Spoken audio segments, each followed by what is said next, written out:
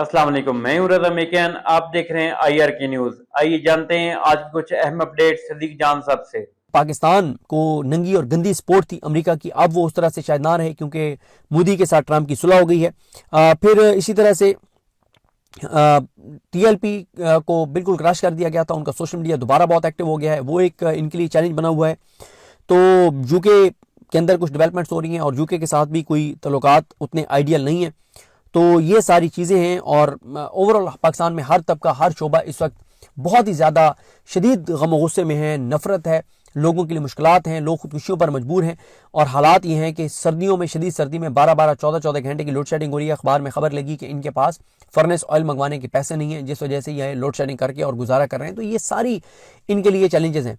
अब बात ये की जा रही है कि ये जो मैंने आपको इससे पहली डेवलपमेंट्स बताई ना, कि जो बहुत हैरान कुन है कि जिस तरह से शहबाज शरीफ अब चकजई साहब के चैम्बर में जा रहे हैं, सोहेल आफरीदी से मिल रहे हैं, तो इसका मकसद जो बज़ाहिर नज़र आता है वो यही है कि जितने चैलेंज पाकिस्तान के लिए शुरू हो गए हैं और जितने कट्टे खुल गए हैं पाकिस्तान के लिए, तो मौजूदा सिस्टम को थोड़ी सी स्पेस चाहिए कि ट्रक की बत्ती के पीछे लगाएं PTI को, सोहेल आफरीदी को, चकजई साहब वगैरह को, अलामा साहब वगैरह को, और इनको ट्रक की बत्ती के पीछे लगा के और चीज़ें जो हैं वो सेटल करें। कोई लॉबिंग फर्म 4-5 और इंगेज करके और हायर करके उनको अरबों रुपए पाकिस्तान के अवाम के टैक्स के पैसों से दें और अमेरिका को मैनेज करें। और अमेरिका को मैनेज करते ही जैसे अमेरिका मैनेज हो, जैसे ही चैलेंजेस थोड़े से सेटल हो, तो फिर दोबारा कुट लगाएं इसी अवाम को, जिस अवाम के टैक्स के पैसों से लॉबिंग फर्म्स जो है वो हायर की जाएं। लेकिन ये बात अगर आपको और मुझे पता है, तो क्या ये बात चकजई साहब को नहीं पता?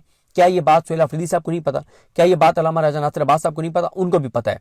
लेकिन वो जहाँ पे इनके साथ मुलाकात करेंगे तो साथ साथ वो अपनी मज़ाहमत को नहीं छोड़ेंगे, मज़ाहमत को आगे बढ़ाते जाएंगे, क्योंकि इस बात पे चकजई साहब को, अलामा साहब को, सोहेल आफरीदी साहब को क्लैरिटी है कि जब तक हम मज़ाहमत को आगे बढ़ाते चले जाएंगे तो इनकी गर्दनों के सरिये टूटे रहेंगे और ये औकात में आके और हमारे साथ बात करते रहेंगे। जिस लम्हे हम कमज़ोर हुए और हमने मज़ाहमत कमज़ोर की, हमने अपने इरादे कमज़ोर किए, हमने अपने आसाब कमज़ोर किए, हमने थोड़ा सा अपने आप को थोड़ा सा पीछे हटाया, तो उस वक्त ये चढ़ दौड़ेंगे। क्योंकि इन्हीं के बारे में एतजाज हसन साहब ने कहा था ना कि जब ये मुश्किल में होते हैं तो पाँव पकड़ लेते हैं, जब ये थोड़े से अमेरिका साथ हो, ट्रंप साथ हो, तो गिरबान पकड़ लेते हैं। तो ये तो इनका है।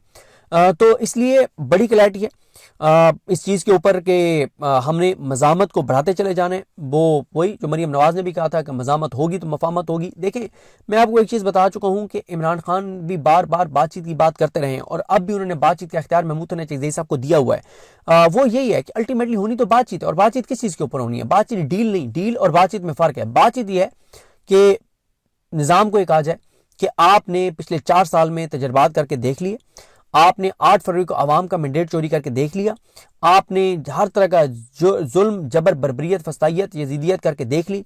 पाकिस्तान नहीं चल रहा, एक्सपोर्ट्स हमारी गिर रही हैं, फॉरेन डायरेक्ट इन्वेस्टमेंट गिर गई है, बड़ी बड़ी कंपनीज पाकिस्तान से जा रही हैं, लोग पाकिस्तान से छोड़ के जा रहे हैं, डॉक्टर्स छोड़ के जा रहे हैं, इंजीनियर ब्रेन ड्रेन हो रहा है, इंटरनल चैलेंजेस बढ़ते चले जा रहे हैं, दहशतगर्दी बहुत ज़्यादा बढ़ रही है क्योंकि हुकूमत का फोकस नहीं है।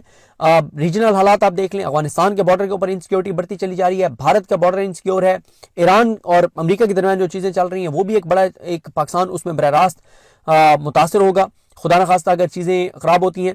और कुछ भी ना हो, भारत अपना ईरान और अमेरिका के दरमियान अगर कोई झड़पें शुरू होती हैं और ऑयल प्राइसेस ही $10 फी बैरल ऊपर चली जाती हैं, तो पाकिस्तान के लिए तो ये बहुत ख़तरनाक सूरत हाल जो है वो हो जाएगी।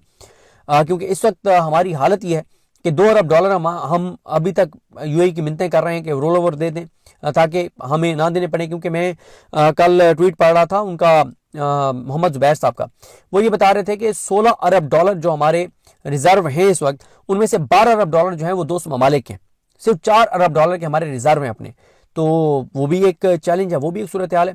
तो देखें, बस ये पर्दा चीज़ें हो तो बहुत तेज़ी से रही हैं, लेकिन अभी तक अंडरस्टैंडिंग यही है कि ये 8 फरवरी का एक खौफ है इनको, इस वजह से ये एंगेजमेंट्स कर रहे हैं। दूसरा, इनको जो इनके लिए इंटरनल दहशतगर्दी की सूरत हाल, महंगाई की सूरत हाल, इकोनॉमी की सूरत हाल, ताजर इंडस्ट्री जो चीख रहे हैं कि तबाही होने जा रही है जो भारत की यूरोपीय यूनियन के साथ डील हुई है उसकी वजह से।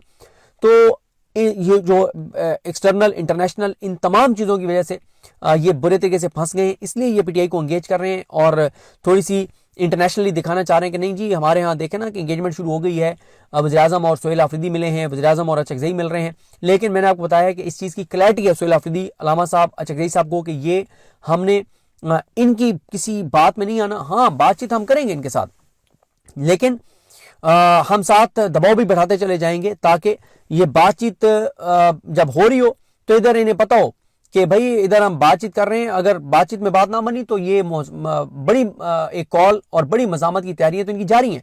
तो लिहाजा मज़ामत साथ साथ चलती रहेगी और मफामत भी चलती रहेगी, बातचीत भी चलती रहेगी। जब लगा कि बातचीत से कुछ नहीं निकलने लगा फिर मज़ामत का रास्ता तो है ही है।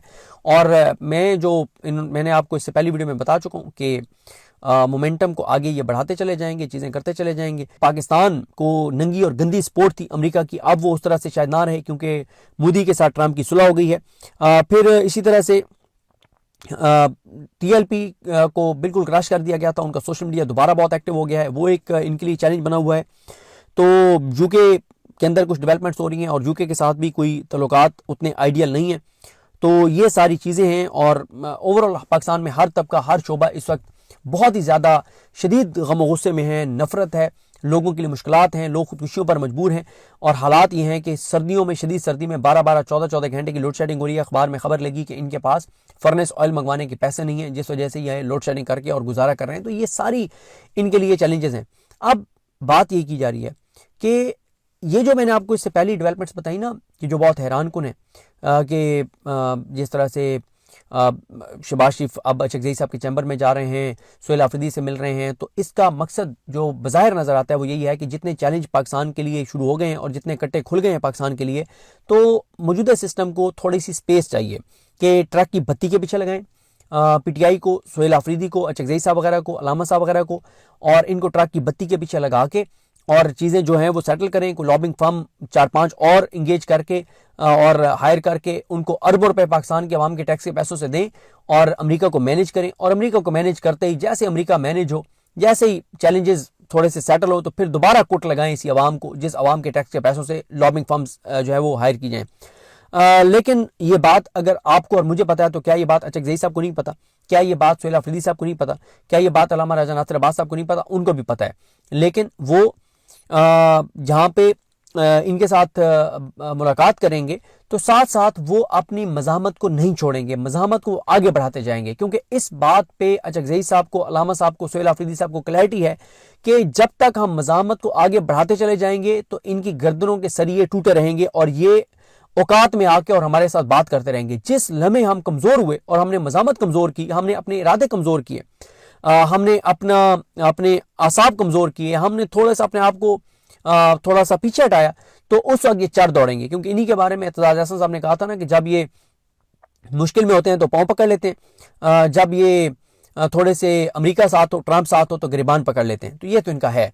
तो इसलिए बड़ी क्लैरिटी है इस चीज़ के ऊपर कि हमने मज़ामत को बढ़ाते चले जाने। वो वही जो मरीम नवाज ने भी कहा था कि मज़ामत होगी तो मफामत होगी। तो नाज़रीन, ये थी आज की अहम अपडेट्स जो आपने जानी सदीक जान की ज़बानी। इसी के साथ अपने मेज़बान रज़ा मेकिन को इजाज़त दीजिए। अल्लाह हाफिज़।